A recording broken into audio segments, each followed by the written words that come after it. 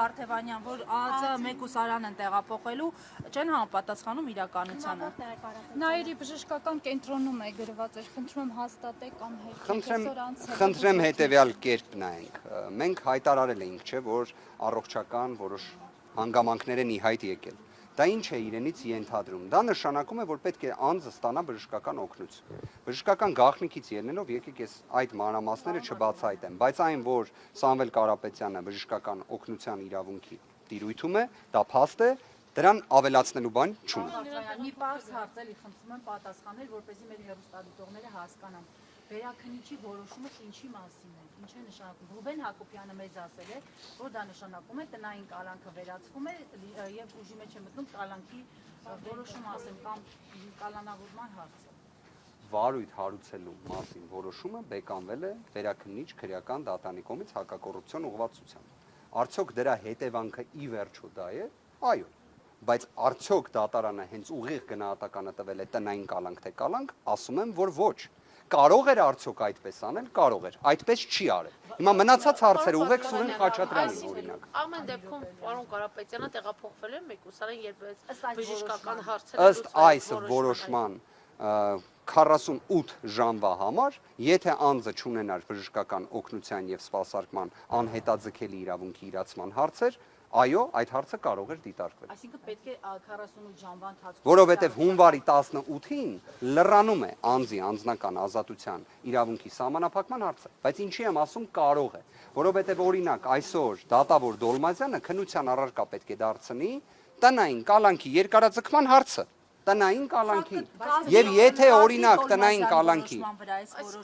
այս որոշումը մի մասով այո կարող է ազդել, որովհետև Սամվել Կարապետյանի նկատմամբ կոչեր կամ հրապարակային հայտարարություններով հանդես գալու սահմանափակում չի կարող կիրառվել։ Պարոն Վարդևանյան, եթե Դոլմազյանը 3 ամսով ենթադրենք տնային կալանքը երկարաձգի, որոշ մենք միջդատական վարույթում ենք գտնվում, չի կարող ուղղակի, որովհետև տեսեք, դատարան ներկայացվում է միջնորդություն։ Գործընկերներ, եկեք այս մասը միասին բացահայտենք։ Օրենսգիրքը նախատեսում է, որ ժամկետը կալանքի կամ տնային կալանքի լրանալուց 5 օր շուտ պետք է ներկայացվի միջնորդություն երկարաձգման, եթե նման անհրաժեշտություն կա, եթե չկա չի ներկայացվում, բայց այդ 5 օր շուտից ուշ չեն կարող ներկայացնել։ Եթե այդ ժամկետի պայմանը խախտվում է, չի կարող նման միջնորդություն ներկայացվել։ Քննիչների կողմից ներկայացվել է տնային կալանքը երկարաձգելու միջնորդություն։ Իդեպ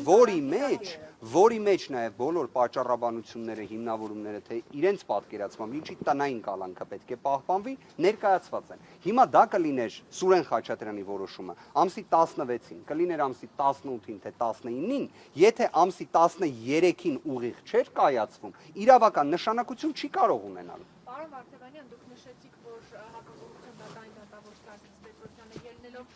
նաև առողջական խնդիրների վերաբերյալ եւ մի շարք այլ հանգամանքներով պայմանավորված, բայց նաև պիտի հիշեցնեմ, որ փորձագիտական քաղաքական դաշտը խոսում, որ հնարավոր է սա այսպես կոչված քաղաքական հրահանգ է, իջեցված, եւ որ կանխատեսում էին Սամվել Կարապետյանը որոշ ժամանակ անց նորից կալանավորվելու է։ Դուք որքանով եք սա իրատեսական։ Մերի ջան, ես կարող եմ հստակ ասել, ես հստակ կարող եմ ասել, որ առնվազն այս ամբողջ ընթացքը այն ժամանակահատվածում այս կարճ, որ նույնիսկ Սամվել Կարապետյանին թույլ չտվեցին այցելել իր հոր գերեզմանին, ցույց է տալիս, որ այստեղ չի կարող լինել որևէ պայմանավորվածություն։ Ավելին, Սամվել Կարապետյանի վարքագծից, ընդհանուր իր կենսագրական տվյալներից դուք կարող եք պատկերացումը արդեն կազմել, թե մենք ինչ տեսակ մարդու մասին ենք խոսում։ Չի կարող նման բան լինել։ Եվ ավելին, մենք խոսում ենք մի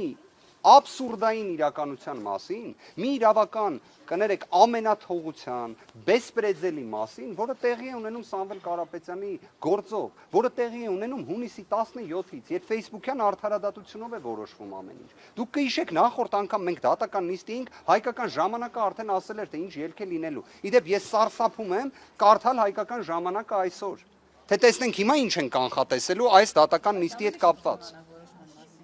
Իրենք կարողանում են ավելի շուտ իմանալ, համաձայն եմ։ Որ ասում եք վարույթ հարուցելու որոշում մի քիչ մարդկային լեզվով կբացատրեք, դա ինչ է նշանակում, որ ոչ իրավաբանները հասկանան։ Փորձեմ։ Տեսեք, ամեն դեպքում, քանի որ ինքը իրավական որոշակի խրթին հարց է, այստեղ է խնդիրը։ Տեսեք, վարույթ հարուցվում է որոշակի հանգամանքներով եւ որից հետո որոշվում է օրինակ պահպանել կալանքը, թե կիրառել այլ խափանման միջոց։ Բայց սկզբնական փուլը դա դեռ վարույթ հարուցելն է։ Պատկերացրեք, եթե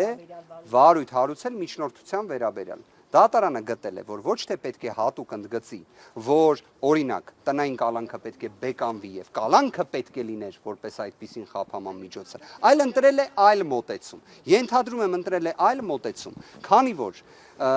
մեղմ ասած ճնշումները այնպիսին են լինում դատավորների նկատմամբ ժողովրդավարության բաստիոն հանդիսացող Հայաստանում, որ միաժամանակ նաև մարդիկ փորձում են ինչ-որ կերպ այդ ճնշումը համ պահպանել, համ ինչ-որ լուծումներ գտնել։ Հիմա ինչ-որ լուծումներ երևի թե փորձել է Սուրեն Խաչատրյանը գտնել, որտեղ ոնց նշեցի, պատկերացրեք ինքը գտել է, որ վարույթ չպետք է հարուցվեր, բայց մանրակրկիտ անդրադարձել է օրինակ կոչերի վերաբերյալ հանգամանքին, որ դատարանը կիրառել էր։ Հիմա այս իրավիճակում արդյոք հնարավոր է սթափ, սառը, մարդկային, մատչելի ձևով գնահատել այս որոշումը։ Ոչ, հարգելի գործընկերներ, ինչի համար, որովհետև երբ մենք հասկանում ենք, թե դատավորների հանդեպ ընդհանրապես ինչ աստիճան ճնշումներ են, միտեղ հենց հնչեցնում է Սամվել Կարապետյան անունը, վերջ դատավորներից նույնիսկ ամենալավ դատավորը կարող է վերածվել մի ինչ-որ այսպես ասած, ինչպես էին ասում, չէ,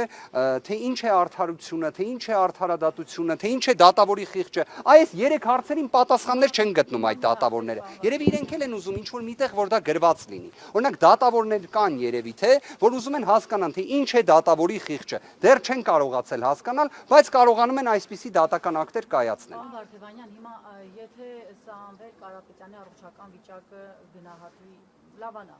հիվանդանոցից դուրս գրվի, ուր է տեղափոխվելու, տուն թե բանտ։ Ես այս իրավիճակում ըստ վերաքննիչի որոշման, եթե